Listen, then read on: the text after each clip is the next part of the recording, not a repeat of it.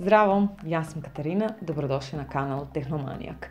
Danas za vas imamo pravu ekskluzivu, budući da je reč o uređaju za koji ne postoji recenzija na našem jeziku. Reč je o boksu kompanije Beelink GT Kingu, koji dolazi sa novim Amlogic S922 čipom. Da li je boks zaista toliko moćan, da li opravdava epitet kralja iz svog naziva, vidite u narednih par minuta.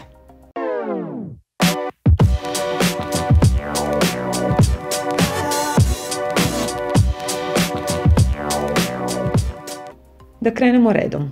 Kada vam stigne boks, u kutiji dobijate uputstvo za upotrebu, HDMI kabel, naponski kabel, sam boks naravno i daljinski. Njemu je potreban USB adapter koji također dobijate. Spakovan je u ležištu baterije upravljača. Boks je stvarno lepo urađen. Čvrsta plastika, ne tako lagan. Sa gornje strane je kosturska glava koja se na kameri ne vidi baš najbolje, ali verujte, uživo baš moćno izgleda. Kada boks radi, ona svetli. Sa zadnje strane imamo ulaz za napajanje, USB 2.0 port, HDMI port, LAN port, digitalni audio izlaz i kompozitni audio-video izlaz. Sa bočne strane se nalaze dva USB 3.0 porta i slot za memorijsku karticu. Elem, pređimo na verovatno i najzanimljiviju stvar, procesor. To je Amlogic S922X i predstavlja novu generaciju namijenjenu high-end boksevima. Sadrži 6 jezgara, od kojih su 4 Cortex A73 na 1800 MHz, a 2 Cortex A53 na 1900 MHz. Za grafiku je zadužen mali G52 GPU.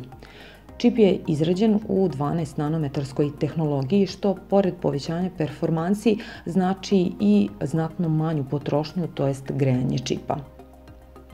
Posjeduje hardversku podršku za brojne standarde, između ostalih H265 i VP9 u 4K rezoluciji sa čak 75 frejmova, a prisutna je i podrška za sve najnovije podvarijante HDR standarda i to preko HDMI 2.1.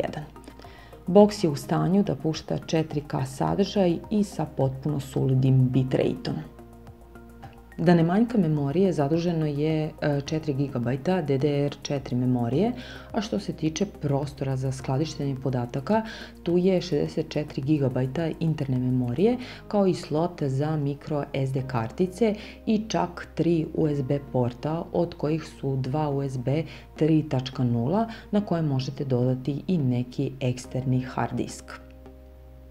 Što se tiče generičkih testova performansi, u Antutu S922X ima duplo veći skor u odnosu na S905X, ali i duplo manji skor od Nvidia Shielda. Slična situacija je i u Geekbenchu, ali je ovdje zaostatak za Nvidia Shieldom znatno manji. Iako možda manje relevantan, tu je i 3D Mark, kod koga su rezultati također izuzetni. Ne mogu da izostavim podatak da se i nakon intenzivnih testiranja boks nije pregrejao. To govori da je promjena tehnologije od 28 na 12 nanometara bila zaista odlična. Pod punim opterećenjem boks troši oko 8 W. Boks dolazi sa Android 9 operativnim sistemom i update-ovi su za sada redovno stizali.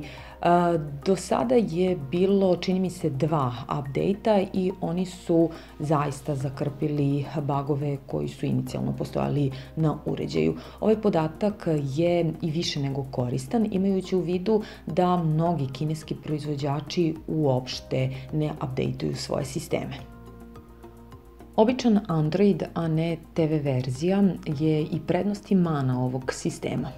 Prednost je u smislu da je spektar aplikacija neuporedivo veći, ali je mana odsustvo upeglanog interfejsa.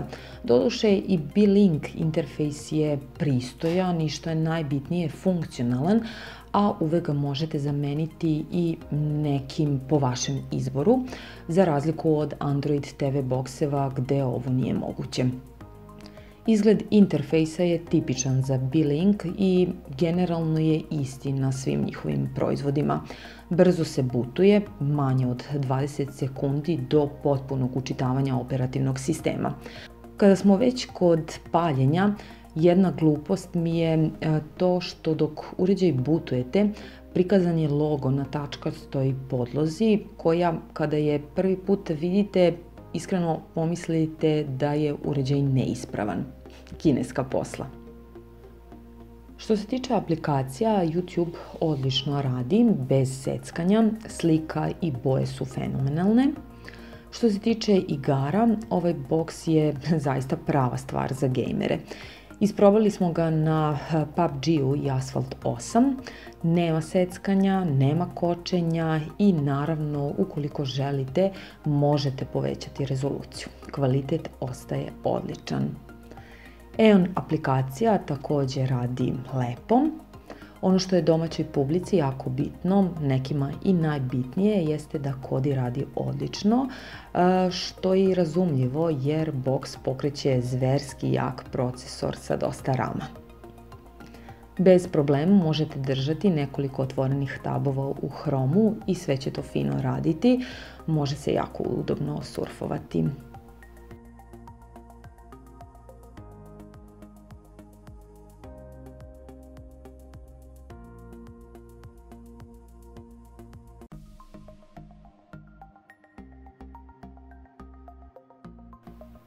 U svim testovima brzine i grafike ovo se pokazao kao najbolji procesor, odnosno boks ukoliko izuzmemo Nvidia Shield.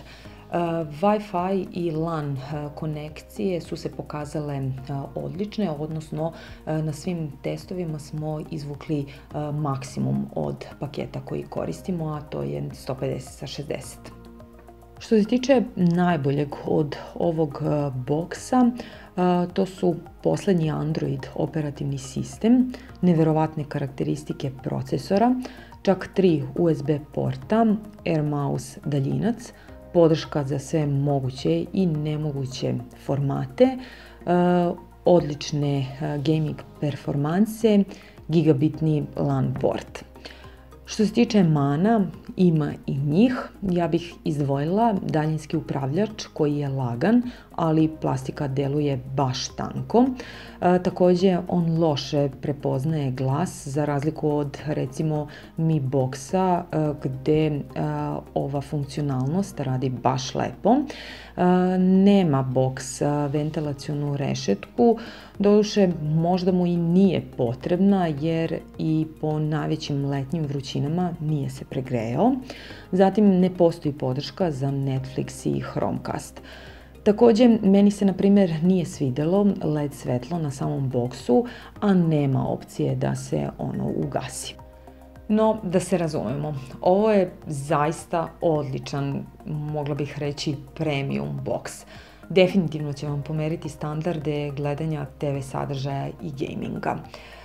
Verovatno se pitate, ukoliko već niste izgooglali, koliko ovo čudo košta. Pa košta. Ali verujte, vredi, jer sa ovim performansama zaista sumnjam da bi cena mogla biti niža.